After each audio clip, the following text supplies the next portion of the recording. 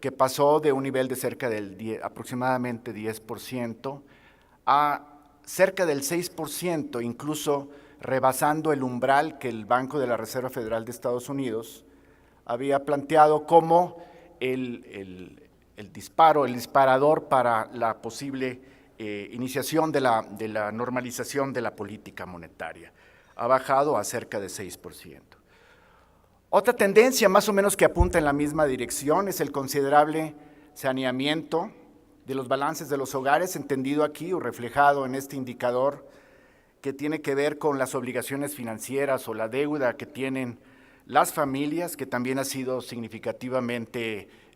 reducida y que tiene que ver con la vulnerabilidad que en la gran crisis global tuvo ese país, que fue un gran endeudamiento de los particulares, de las familias, relacionada en particular con la burbuja inmobiliaria. Y un tercer indicador, un poco más lento, pero que apunta también en la misma dirección de una recuperación significativa de la economía americana, pues es esta paulatina reanimación del mercado de bienes raíces que en esta lámina se ejemplifica por el cambio en el inicio de construcción de casas, de nuevas casas en ese país, que también de manera coincidente se está recuperando después de un ajuste fuerte que era necesario que ocurriera, después de que se revienta la burbuja inmobiliaria, tuvo una caída la actividad obviamente de la construcción, y después de este ajuste hay una recuperación lenta, cautelosa, pero que también apunta a que quedó aparentemente atrás el problema inmobiliario en ese país, que fue el originador del problema de la crisis global o de la gran recesión, como se le llama. Entonces, dada estos indicadores de recuperación en la economía norteamericana, uno podría responderse a la pregunta que me he planteado diciendo, bueno, tenemos una gran integración con la economía de Estados Unidos, tenemos una gran correlación, en particular con la producción industrial de Estados Unidos. La producción industrial se está recuperando en ese país y, por lo tanto, si se está recuperando Estados Unidos y la perspectiva es que se vaya a fortalecer este avance económico, lo más seguro es que a México le tiene que beneficiar este incremento previsto en la producción de ese país, y este es un primer factor positivo para la economía mexicana que debe de tenerse en cuenta cuando uno mira al futuro. Una segunda pregunta sería también, que yo creo que está más o menos presente en varios foros y uno lo lee casi cotidianamente en la prensa, es qué está pasando con China y cómo le puede afectar esto a nuestra economía. Específicamente, qué efecto podría tener si China se desacelera adicionalmente esta economía que ya está cerca de ser, por cierto, la más grande del mundo. Y bueno, la primera consideración es reconocer que sí, efectivamente, los mercados emergentes en los últimos 4 años sí han registrado una desaceleración importante. En especial, se ha dado una disminución en el dinamismo de la economía china, pero notar que, sin embargo, China sigue creciendo a tasas elevadas, es decir, no está creciendo al 20% anual su producción industrial que se está presentando en esta lámina, pero está creciendo a ritmos superiores al 8%. Entonces, sí hay una desaceleración, es posible que continúe este relativamente menor crecimiento, pero que sigue siendo significativo. Es decir, cuando se habla de la desaceleración de China y los mercados se ponen nerviosos sobre lo que le puede pasar a China, se está hablando de todas maneras no de un crecimiento despreciable, se está hablando de que a lo mejor ya no siga creciendo, y lo más seguro es que ya no lo va a hacer, no siga creciendo la tasa con la que creció durante más de 30 años, o los últimos 30 años, de cerca del 10%, pero se está hablando de crecimientos de todas maneras notables. Ahora, yendo hacia adelante, los indicadores adelantados de los empresarios o de los gerentes de compra sí sugieren que la desaceleración de China podría continuar, podría es prolongarse, y la pregunta es qué tanto. Desde nuestro punto de vista, y el consenso de analistas sugiere que podría desacelerarse, pero solamente moderadamente. Estos indicadores están en varias ocasiones por abajo del valor de 50, quiere decir que la mayor parte de los encuestados dicen que las cosas podrían no ser tan buenas en el futuro inmediato, es decir, están en zona de relativa contracción, pero hay que recordar que la previsión para China de todas maneras es de un crecimiento de alrededor de 7.5%, ligeramente por abajo del 7.7% del año anterior, y de todas maneras más o menos ahí están las previsiones del consenso de analistas. Ahora bien, suponiendo que se desacelerara aún más la economía china, que es muy importante para todo el mundo, la pregunta entonces es qué le pasaría o qué impacto tendría sobre México. Nada más considerando el impacto comercial del comercio exterior, uno diría que de manera directa parece que el impacto sobre México sería relativamente menor. Es decir, considerando que únicamente el 2.3% de las exportaciones mexicanas se dirigen a China, uno pensaría que de todas maneras el impacto no sería tan importante. Desde luego, a este impacto directo habría que añadirle el impacto global y el impacto que tendría una desaceleración sobre la economía de Estados Unidos, cuya exposición a la economía china es ligeramente mayor, pero México está de todas maneras muy por abajo de la exposición que tienen países como Sudáfrica, Australia, Corea del Sur y de manera notable dentro de nuestro continente Chile, cuyas exportaciones, una cuarta parte de las exportaciones se dirigen a ese país. Y esto me llevaría a una tercera pregunta, que espero también que la consideren relevante, porque me parece que está también relacionada con la economía mexicana, y es, ¿qué efecto podría tener y qué efecto está teniendo el menor estímulo monetario en Estados Unidos? Tiene que ver con la evolución de los mercados financieros. Ahora, como ustedes saben, es probable que se acuerden o lo tienen muy presente, que exactamente hace un año, en mayo, el presidente de la Reserva Federal, Ben Bernanke, insinuó que probablemente estaría ya inminente el inicio de un proceso de normalización de la política monetaria en ese país. Y a partir de entonces, o en ese momento sobre todo, hubo un aparente cambio de percepción de los inversores y hubo un nerviosismo, un cambio, una atenuación de las preferencias a favor de las economías emergentes y un proceso de retiro, incluso de reversión de los flujos de capital, como se está aquí indicando en una encuesta de una empresa específicamente realizada para los fondos dedicados a economías emergentes. Estamos hablando de flujos de capital de cartera exclusivamente y de esos fondos, pero es un buen indicador que se puede tomar de manera semanal. Y nótese que estos son flujos acumulados hasta la fecha a partir de enero del año pasado y llegaron estos flujos acumulados a ser negativos y que durante los últimos 2 meses parece que se ha revertido un poco esta tendencia, tanto para el mercado de deuda, de renta fija, como para el mercado accionario. Ahora bien, una vez mejorada la comunicación, que yo creo que hubo un proceso de entendimiento entre la Reserva y los mercados financieros, mejorada la comunicación de parte del FED y la comprensión de los mercados financieros, hubo una cierta tranquilidad y lo estamos viviendo. Y la percepción ahora es que el FED va a proceder o procedería o continuaría procediendo en el proceso hacia la normalización de la política monetaria de una manera muy gradual y de una manera muy cuidadosa. Yo diría habría que hacer tres comentarios. Uno de ellos, ya lo saben, desde enero ha empezado el proceso de ir haciendo aumentos de liquidez, o sea, las compras de los activos financieros que hace el Banco Central, pero cada vez en montos menores, ¿sí? Y estas compras marginales se supone que terminarían en la última parte del año. Pero la otra parte es que tiene el FED 2 instrumentos. Uno es cuando retira la liquidez, es decir, cuando empieza a reducir su balance y cuando aumenta las tasas de interés. Tiene estos 2 instrumentos. Y lo que antes se creía es que se iba a empezar a retirar la liquidez de manera notable y se iba a empezar después de esto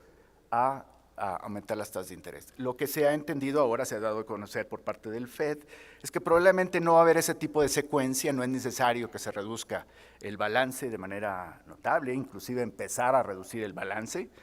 para probablemente empezar a aumentar las tasas de interés. De cualquier manera, el proceso parece que va a tomar varios años y va a ser muy gradual y, como decía hace un momento, va a tratar de ser muy bien comunicado. De cualquier manera, esa gradualidad tendrá que ver con dos factores que están en el último bullet de esa lámina, que será el FED ha dicho que va a ir de una manera cautelosa viendo la evolución de la economía. Si la economía va recuperándose de una manera muy clara, entonces va haciéndolo con más firmeza este retiro del estímulo monetario. Si se atrasa, se va a ir más lento, y al mismo tiempo, si los mercados se asustan, es decir, hay que ver la respuesta de los mercados financieros, también lo va a tomar en cuenta. De cualquier manera, lo que anticipan los mercados de swaps, o los mercados futuro, de lo que va a hacer el FED, indica y está aquí representado no solamente para el FED, sino para los principales bancos centrales en el mundo. Hay una curva que está indicada hacia arriba, y si uno se imagina o presupone que continuará esta práctica de que aumentan las tasas de interés por 1/4 de punto porcentual, entonces la línea verde dice que habrá el primer incremento probablemente a mediados del próximo año. Notar también una cosa interesante, la economía del Reino Unido parece que ha procedido de una manera, o se ha avanzado más rápidamente que Estados Unidos, y que muy probablemente la normalización de la política monetaria en ese país va a empezar un poquito antes que la de Estados Unidos, pero de cualquier manera va a ser también esto de una manera muy gradual. Hay que recordar que las tasas de referencia en la mayor parte de las economías emergentes están en sus mínimos históricos, y que la política monetaria seguirá por mucho tiempo siendo considerablemente expansiva. Ahora, dicho esto, pues no hay que desconocer que puede haber alguna falta de sincronía o de comprensión entre los mercados y lo que vaya a ser la política monetaria, de manera que no pueden descartarse nuevos episodios de volatilidad. Espero que no sean como los que percibimos, los que vivimos en mayo pasado, pero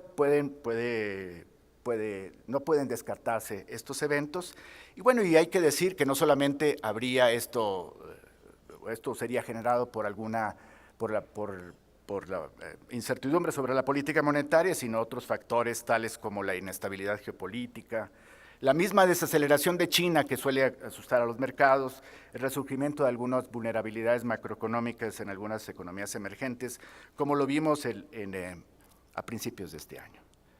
De cualquier manera, pues la dirección, independientemente de la volatilidad, la dirección de las tasas de interés de mercado, pues parece no ser otra que al alza, ¿no? Esta es una historia de los últimos 60 años de la tasa de largo plazo, del bono de 10 años en Estados Unidos. Y lo que es interesante es que los grandes promedios de los últimos 60 años pues están considerablemente por arriba del actual nivel de la tasa de largo plazo, ¿no? Es una distancia considerable, de cerca de 300 puntos base. No quiere decir que se tenga que llegar de inmediato a estos valores, ni que se recuperen pronto estos valores, porque el FED también ha dicho que no ve necesariamente estos valores históricamente mantenidos como los valores que podrían prevalecer.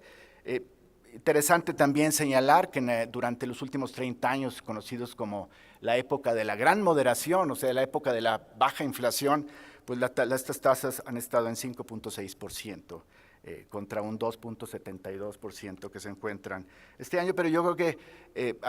valdría la pena nada más recordar que pues, la dirección parece ser en ese sentido. ¿Y qué implica esto para México? Bueno, dado que en México afortunadamente nuestro riesgo país ha sido razonablemente bajo y estable, dado que en México la inflación esperada ha estado afortunadamente más o menos estable, lo que ha pasado es que el aumento de las tasas de interés en Estados Unidos se traduce de inmediato, casi en simultáneo, a aumentos en las tasas de interés de largo plazo en nuestro país, y el aumento de los incrementos por estas primas de por plazo que se están dando en ese país podría seguir traduciendo a nuestra a nuestra economía y por lo tanto también tener algunos efectos sobre la recomposición de portafolio de los inversionistas internacionales, estar preparados nada más para eso. Ahora, hay una pregunta que es imposible evitar, la pregunta más difícil de plantearse, pero es esencial plantearse, es ¿qué tan rápido se recuperará la economía mexicana? Es una pregunta que nos planteamos pues todos y es una cuestión recurrente actualmente en los foros económicos. Ahora, aquí hay que primero, en primer lugar, decir que durante el primer trimestre de este año, la economía mexicana registró un crecimiento bastante moderado y que hubo algunos factores negativos, pero voy a empezar con los positivos que tienen que ver con este impulso que se notó durante el trimestre de la producción manufacturera. La producción manufacturera fue el principal impulso de este crecimiento, si bien moderado, pero que ocurrió durante el primer trimestre del año pasado. Hubo otros factores que influyeron de manera desfavorable, que ustedes ya los conocen, pero si me permiten continuar con esta lógica, el crecimiento del primer trimestre, como saben, en cifras desestacionalizadas respecto al trimestre inmediato anterior, únicamente fue del 0.28%, y en cifras anuales también con datos desestacionalizados, pues fue de 0.64, una cifra bastante moderada, pero el impulso positivo vino del sector manufacturero. Es el primer dato que quisiera compartir con ustedes. El segundo dato es que detrás de este dinamismo manufacturero, que no fue despreciable, se encontró la recuperación de la demanda exterior, la demanda proveniente de Estados Unidos. Si se fijan y si pudiéramos hacerle un zoom a esta presentación, en enero hubo una caída importante y ese es exactamente el efecto del invierno en nuestras exportaciones, pero hay una recuperación más o menos clara de las exportaciones manufactureras y que en gran medida reflejan el impulso de la demanda del exterior, en particular de Estados Unidos, después de la contracción significativa relacionada con el efecto climático, ¿no? Un segundo factor, también con menor importancia, pero también que fue positivo, fue un cierto dinamismo que se registró en el sector servicios, y algunos servicios fueron importantes, que se recuperaron, sobre todo algunos servicios relacionados con el comercio exterior, como es el transporte exterior. Indudablemente hubo otros factores negativos que hicieron que el crecimiento fuera moderado. Uno de ellos sobre los que quisiera llamar la atención, que fue el que notablemente fue un freno más significativo, fue que por séptimo trimestre consecutivo el sector de la construcción registró una caída. Este ha sido un freno prolongado en nuestra economía, además de todos los que ya conocen, tales como lo que tuvimos el año pasado de desabasto del gas y algunos otros factores que voy a mencionar muy brevemente en un momento, pero este ha sido un freno muy, muy importante sobre la economía y que vamos a tener que seguir monitoreando para contestarnos y para vigilar la pregunta o tratar de responder la pregunta que me planteé hace un momento sobre la recuperación económica de México. Ahora, la rapidez de esta recuperación yo creo que como en toda economía va a depender de la interacción de muchos factores, indudablemente. Y hay factores adversos y hay factores favorables que hay que apuntar. Indudablemente hay algunos factores adversos que ya fueron superados y esos ya ni siquiera los he mencionado aquí en esta lámina. Mencioné hace un momento el desabasto de gas natural que sí le pegó fuerte el año pasado a la economía, en particular a la producción manufacturera. Indudablemente ustedes conocen el efecto del retraso del gasto público que afectó el año pasado, pero eso ya no existe el presente año. Indudablemente hubo la incertidumbre de la reforma fiscal, pero ese factor negativo tampoco existe en este momento. Y desde luego, afortunadamente, el invierno no es eterno y el invierno duro en Estados Unidos también fue superado. Entonces, ¿qué tan rápido se recuperará la economía? No depende de esos factores, sino creo que depende de otros más hacia futuros, más prospectivos. Yo prefiero empezar con los favorables. Yo creo que el principal factor impulsador seguirá siendo la recuperación económica de Estados Unidos, que es muy probable que se vaya a fortalecer, como decía hace un momento, en los próximos trimestres. Y desde luego la expectativa que se traduzca en planes de inversión y en planes de empleo de las reformas estructurales que llevan su marcha, llevan su tiempo y que desde luego tendrán que tomar cierto tiempo para que se concreten los resultados de estas reformas, pero que las expectativas de estas reformas y la confianza en la dirección de estas reformas, de que el país se está transformando, seguramente puede impulsar los planes de inversión y de creación de empresas en este país. Desde luego hay factores adversos que se tendrán que superar, y entre ellos está la relativamente baja confianza del consumidor, todavía se encuentra en niveles reducidos, y también la del productor. Y lo que mencionaba hace un momento, es necesario ver qué tan rápido se reestructura la industria de la vivienda, de los constructores de vivienda, para que se dé la vuelta esta tendencia tan desfavorable que se ha registrado en los últimos prácticamente 2 años en ese sector tan significativo. Ahora, el Banco de México prevé que los factores favorables, los que he mencionado, van a tener un impulso importante, sobre todo en la segunda parte del año, cuando se vea más clara la recuperación sólida de la economía americana, de manera que prevé para este año y el próximo una recuperación gradual. En esta gráfica, los economistas usamos estas gráficas de abanico para ver las diferentes probabilidades, o un poco lo más probable, la diferencia, las posibles trayectorias del futuro, porque el futuro pues ni los economistas lo conocen. Entonces, se tiene una perspectiva más o menos de un intervalo en el 2014 de un crecimiento entre 2.3% y 3.4%, y para 2015 de 3.2% a 4.2%. El banco prefiere usar intervalos, dado que siempre hay incertidumbre asociada con cualquier ejercicio de pronóstico. Pero lo que es claro, lo que creemos es que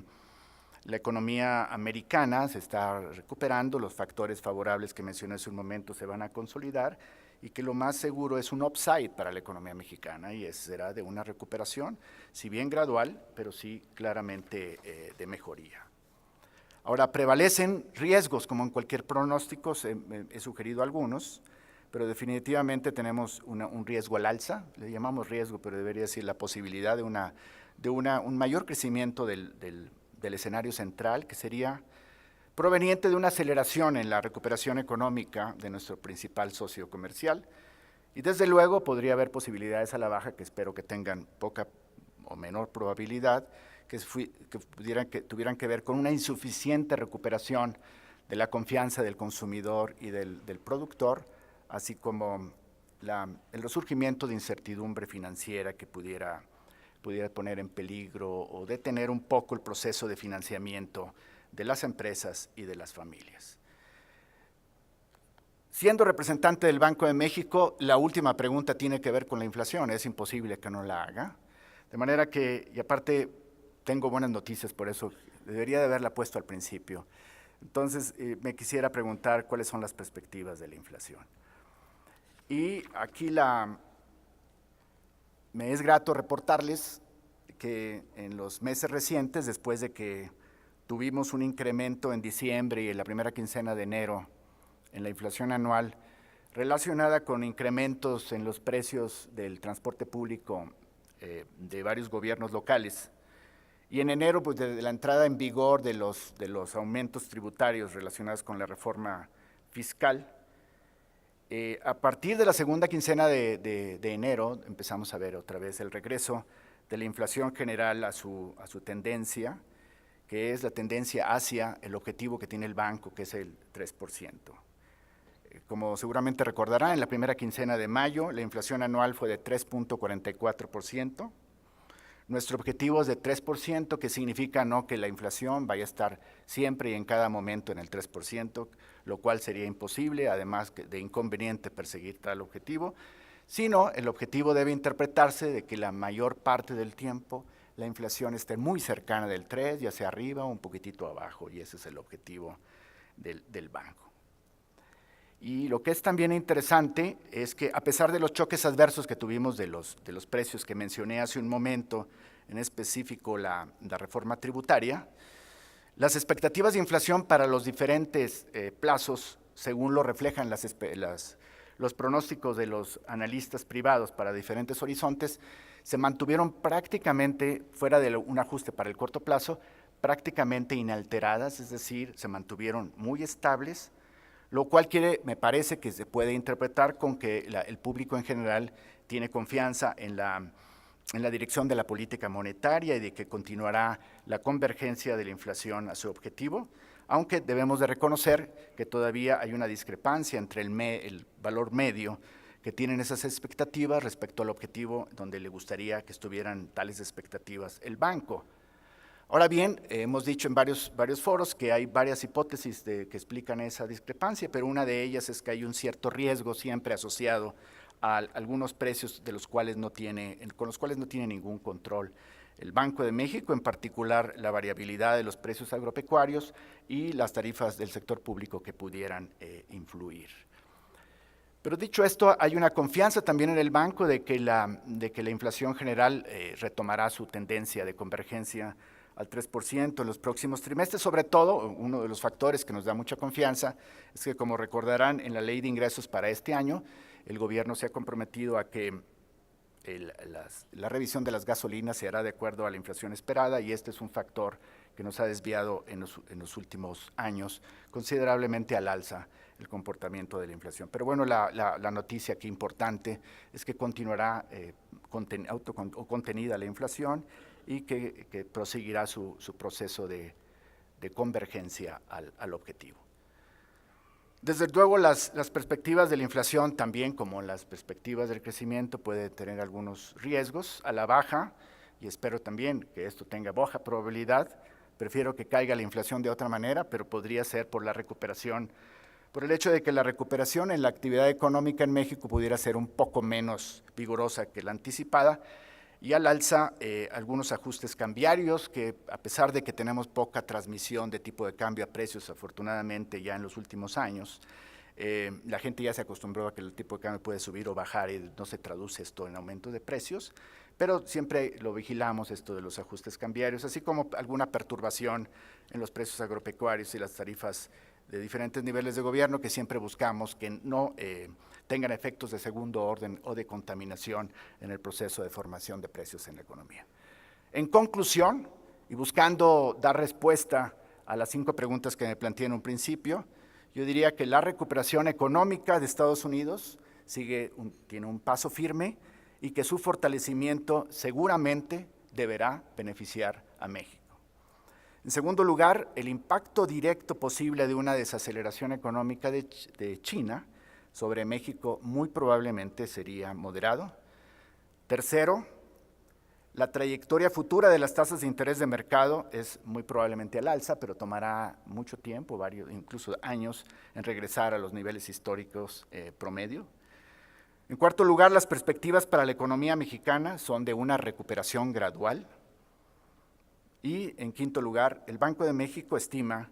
que la inflación continuará su convergencia a la meta del 3% en los próximos trimestres. Pues muchas gracias por su atención.